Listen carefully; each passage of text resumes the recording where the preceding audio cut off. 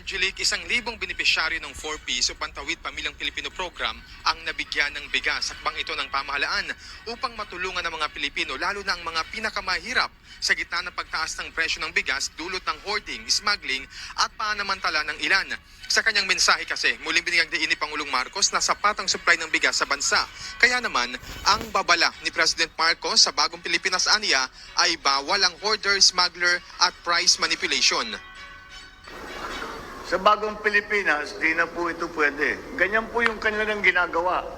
Una-una, sila ay mag-smuggle ng bigas.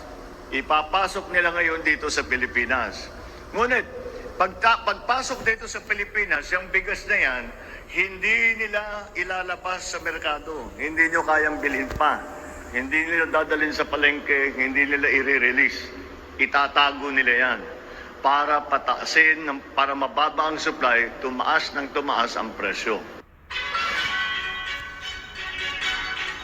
Inulit niya ang utos sa mga otoridad at ahensya ng pamahalaan na higpitan ng husto ang pagpapatupad ng polisiya at batas hinggil sa isyu ng bigas. Ang bigas na ipinamahagi kanina, Angelic, ay galing pa rin sa nakumpiskang supply sa Zamboanga Port na napatunayang hindi dumaan sa legal na proseso na importasyon. Tiniyak din ni President Marcos na ligtas sa mga naturang bigas na ipinamahagi. Sayang, ang mga bigas na ito ay minabuti na nating ibigay sa mga mamamayan. Dumaan po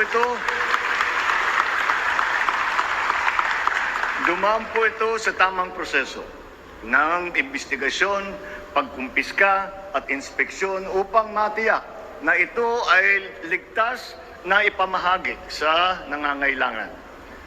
Magsisilbing babala rin po ito sa lahat ng mga smuggler at mga hoarder na ang bigas sa bansa ay ating babantayan.